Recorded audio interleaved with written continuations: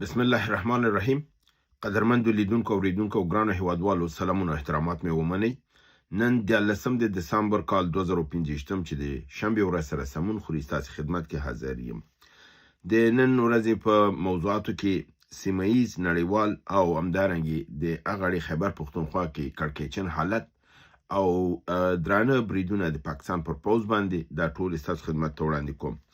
پښتنې مې راخیستې دي خو پښتنې په دې برنامه کې به نه کوم ځکه ماته معلومیږي چې له دغه 15 دقیقې چې برنامه ده دا به په همدغه دوه موضوعات ونیسم. نو ستاسو پوښتنې به په جلا پروګرام کې وکم. تاسو کولی شئ هغه تعقیب کړئ. پوښتنې ډېرې زیاتې راغلې وې، د هغې نه مې یو څه راته کړي دي او چون مجموعي پوښتنې په هم شکله وي نو د هغې جملې نه مې یوه راخیستې ده، د 10-12 جواب به پخپله ورکړي. نو که کوم دوستانو خپل پوښتنو ځواب ته منتظر کولی شي چې د دویمه برنامه چې د متعاقبا نن نشریږي هغه تاسو ضرور وګورئ. د نن ورځې برنامه کې نړیوال خبرونه دا دي چې اول پاکستان یو ځل بیا د افغانستان په خوره باندې برید کړی دی. دا د غزنی په ساحه کې او پاکستان دا ادعا کړې ده چې دوی د فتوا باوجود د افغانستان نه ډلې راوختلې د پاکستان خواته او پاکستان ته ستونزه جوړوله. نو دوی هغه ډلو باندې حمله کړې ده، ډلې له منځه وړې ده او عین حال کې دوی په غزنی کې د ټي ټي پی کوم مرکز دی هغه نښه کړی دی او دوی چې دا کومه اډه ده هلته د ټریننګ اخیستل کېږي، خو بیا هم یو دروغ یو بهانه ده چې دوی جوړه کړې ده او بیا په افغانستان برید کړی دی. د افغانستان د خوا نه بیرته بالمقابل ځواب دا دی چې د ده به شدید ځواب ورکړل شي او داسې ځواب به ورته ورکړل شي چې پاکستان د هغې تصور هم نه کوي او په فکر کې به هم نه ګرځېږي. همدارنګې یوکراین د روسیې د انرژۍ په 2 مرکزونو باندې د خزر په اوبو کې برید کړی دی او دا مرکز یې ورته کاملا له منځه وړلی دی. ویل کېږي چې دا د پټرولو هغه دغه دی د پیدا کولو یا د تولید ځای دی چې 1,20,000 بیرله د ورځې روسیه د دې نه فایده اخلي. دې باندې 4 ډرونه یعنی بي پیلوټه جهازونه لګېدلي دي او کاملا د اور اچولی دی او د ځای خراب کړی دی. همدارنګه امریکا B-52 تیارې چې دغه د جاپان پر فضا باندې په حرکت راوستي دي ځکه چې هلته دوی دا دغه کړی چې د روسیې او د چین نه هغې فضایي حدودو ته خطر دی او تاسو ته بله ورځ ما خبر درکړی چې د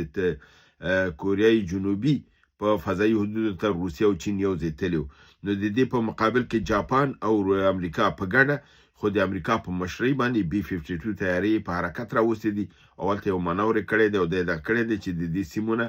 یعنی د کوم یو د اوبو فاصله چې د تایوان او د جاپان ترمنځ ده او چین هلته دا ساحه خپله ګڼي دلته دی یو منور کړی دی. همدارنګې د یوکراین د موضوع په سر باندې د اروپا او د امریکا ترمنځ فاصلې زیاتې شوي، تشنج زیات شوی دی او اروپا او زیلنسکي دواړو د امریکا دغه پلان چې د خپل د خاورې د ځینو حصو نه تیر شي دی رد کړی دی او خپل یو بل پلان ټرمپ ته وړاندې کړی دی په نامه د زیلنسکي پلان باندې چې هغه امریکا به ګوري آیا چې امریکا هغه منلی شي ځکه چې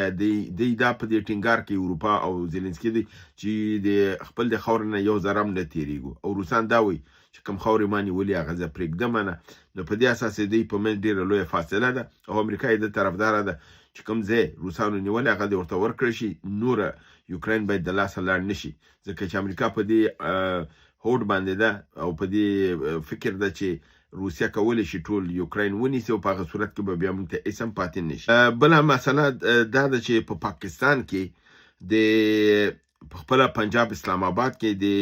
اردو په یو تربیه‌ایي مرکز باندې برید شوی دی او هلته ډېر ځاني تلفات وراړول شوي دي. همدارنګې په 12 تاریخ باندې په خیبر پښتونخوا کې ټولې 14 حملې شوي دي. هغې کې بنو کې 3 حملې وې، شمالي وزیرستان کې 3 حملې وې، جنوبي وزیرستان کې 3 حملې وې، ټانک کې 2 حملې وې، مومند ولایت کې 1 حمله وه، کورمې کې 1 حمله وه. نو په دې رقم سره 14 عملیاته پرون د پاکستان پر پوز باندې او په سیمو کې شوي دي.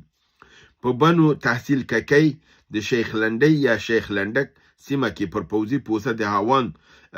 2 بریدونه جلا جلا ترسره شوي دي چې مالی او ځاني تلفات ور اړولي دي. د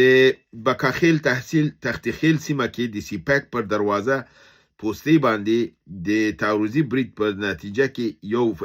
امنیتي کامره ویجاړه شوې ده او همدارنګې ځاني او مالي تلفات نور هم اړول شوي دي. په شمالي وزیرستان کې میرعلي ولسوالۍ پر کجورۍ قلعه باندې یو برید او په پینی پوسته باندې 2 جلا بریدونه ترسره شوي دي، ځاني او مالي تلفات یې ور اړولي دي.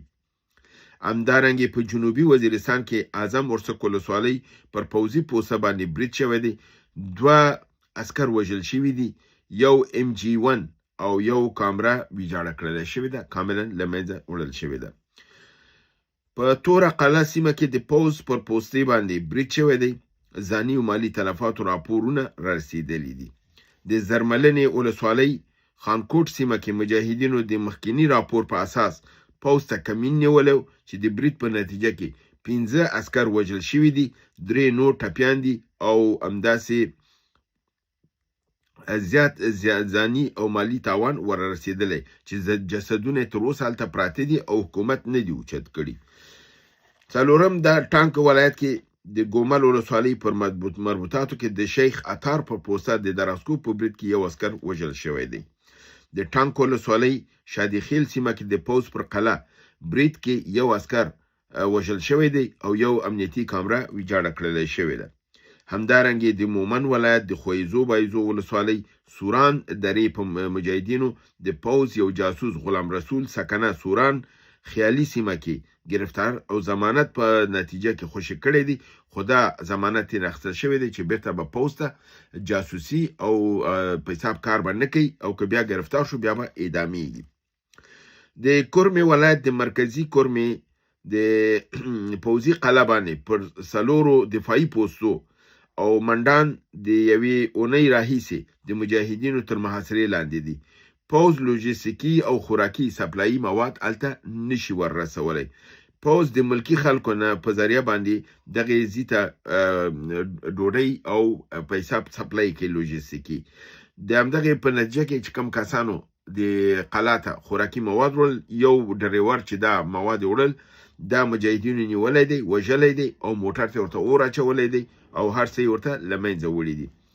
همدارنګې د کورمې جنسۍ مجاهدینو د پوځ په یو قطار باندې برید کړی دی، 14 کسه عسکر وژلي دي، 4 ټانکونه هم سوځولي دي، ویجاړ کړي دي او موټرونه او نور مړي ژوندي ډېر زیات هلته له منځه وړي دي.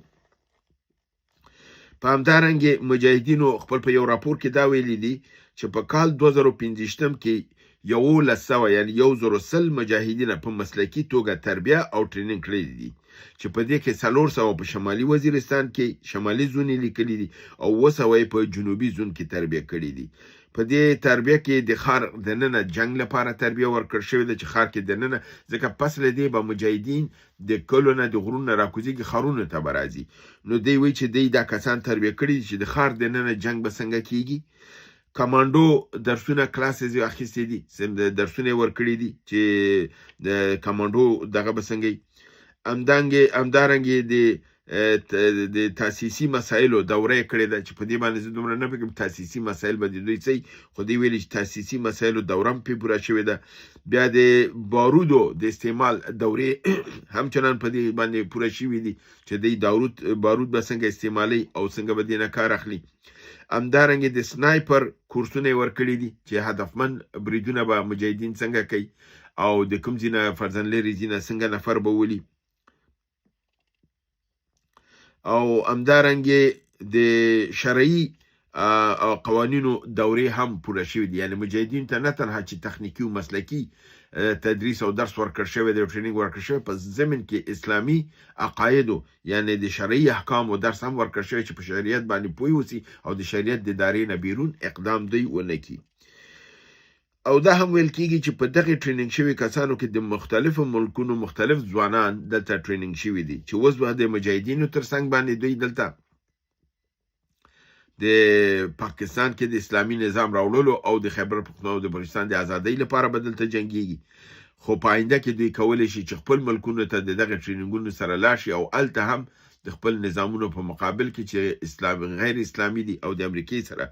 لاسپوڅي دي هلته دوی وشي کولی چې وجنګیږي او درېدنه وکړي. په دې رقم سره تاسو ګورئ چې د په دې رقم ته تاسو ګورئ چې د پاکستان حالات ډېر ترنګړي دي، حالات خراب دي او هلته د مبارزینو جنگ تشدید پیدا کړی دی. پاکستان چون اوس هلته په خپله ناکامۍ حالت کې دی،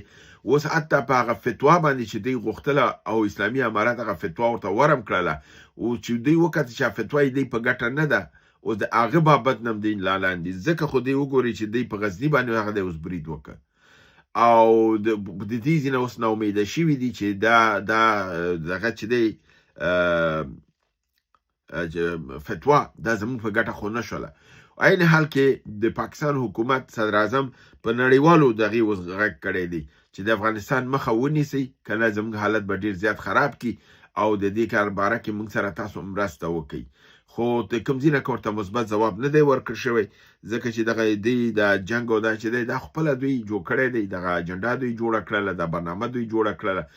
دا داعش دوی ټریننګ کړل، داعش دوی جوړ کړل، افغانستان ته یې ولېږل، افغانستان یې بېثباته کړ چې نن یې په غاړه پرېوتې ده، نن زموږ تاسو پسې بلا کېږي او راته وایي چې د راځئ دې غم راته وخوره. ګورئ فتوا یې وغوښتله، فتوا ورکړل شوله، اوس د هغې نه دوی پښیمانه دي چې دا موږ څه وکړل. په نړیوالو غږ کوي، دغه نتیجه نه ورکوي، برید کوي، په برید کې سخت ځواب ګوري. اوس دوی د افغانستان د ډرون نه هم سخت وارخطا دي چې افغانستان اوس ډرون استعمالوي او افغانستان اسلامي امارت ته ویلي دي چې دا ځلې ستا ځواب به سخت ورکول کېږي او فکر کوم چې داسې ویل کېږي چې 40 ډرونه اسلامي امارت ترلاسه کړي دي او دا ویل کېږي چې دغه ډرونونه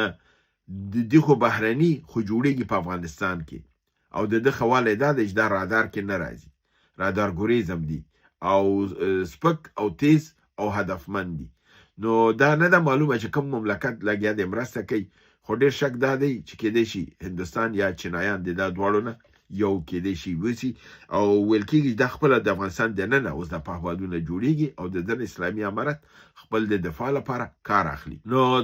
دا یو ښه پرمختګ دی که چېرته اسلامي امارت دا پرمختګ کړي، دا د ویاړ ځای دی، د خوشحالۍ ځای دی او خدای وکړي چې اسلامي امارت دا کار کړی. نو څنګه چې ما مخکې ویلي و دې دپاره به موږ د الله شکرانه ادا کړو که چېرته داسې وشي چې افغانستان په خپل قوت خپل ډرون جوړ کړي او جهازونه هم ترلاسه کړي او راکټونه هم چې پاکستان بیا پس د هغې نه زموږ تاسو مقابل کې ودرېدنه ونشي کولی. هیله ده چې برنامه وګورئ، خوښ کړئ، دوستانو سره شریکه کړئ. تر بل برنامې چې تاسو حضور ته حاضرېږم، تاسو په لوی پروردګار د عالمیانو سپارم. وما علینا الا البلاغ.